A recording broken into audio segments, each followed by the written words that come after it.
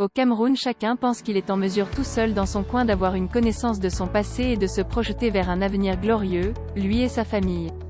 C'est l'intitulé d'un post du cinéaste Jean-Pierre Bécolo sur sa page Facebook. La suite, dans un instant. Abonnez-vous en activant la cloche de notification pour recevoir la primeur de nos futures publications. Cliquez également sur le bouton Rejoindre pour devenir un super privilégié de la chaîne et participer à son agrandissement. Voici les détails de son post dans son intégralité. Doit-on appeler vie cette existence qui trace une ligne partant d'un passé dont on ne veut rien savoir et allant vers un futur qui se réduit à subir présent? Les Camerounais qui traînent donc dans les ministères y traînent pour suivre leur dossier, très personnel. Ça s'appelle le singularisme. Dans ce singularisme il accepte tout, les brimades, la petite corruption, le clientélisme, le tribalisme. Pourvu que mon dossier avance. Si quelqu'un arrive dans le même bureau pour un service avec une perspective plus collective et revendique ses droits, c'est-à-dire les droits de tous qui ne sont plus les siens à lui tout seul, il devient le trouble-fête car il remet sur la table le projet collectif qui exige que nous devons créer et appliquer des règles qui marchent pour tous. Celui-là qui renonce à ses petits intérêts particuliers et qui dit « l'État c'est nous » pose un sérieux problème au Camerounais qui gère sa relation avec l'État, une place, comme la majorité. Si le premier est dans le singularisme, le second est dans le solidarisme.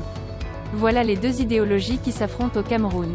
Notre route est cassée et a des trous, celui qui essaye de mobiliser tout le quartier pour arranger la route est dans le solidarisme et celui qui préfère acheter un 4x4 est dans le singularisme. Cabral Liby est dans le singularisme et c'est ce qui le rend séduisant pour les Camerounais adeptes de cette relation individuelle, son ascension est fulgurante et force l'admiration. Les Ambazoniens sont dans le solidarisme, Camto et le MRC sont aussi dans le solidarisme, ils sont dangereux car ils nous empêchent de poursuivre nos dossiers. Ils sèment le désordre. Comment je peux encore retrouver mon dossier s'il y a le désordre?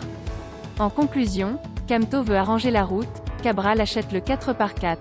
Parce que le projet collectif n'est plus que source de problèmes et de perturbations de nos desseins individuels au Cameroun, je me demande comment ce pays avec qui nous n'avons plus qu'une relation individuelle semblable à celle que développons avons avec notre avocat qui nous aide à régler nos problèmes individuels, comment un tel pays ne va pas imploser? Comment envisageons-nous notre propre existence dans un espace que nous n'imaginons que pour nous seuls? En d'autres termes, nous ne nous imaginons pas le pays avec les autres. Nous avons uniquement besoin d'eux pour que faire corps, je veux dire pour faire pays.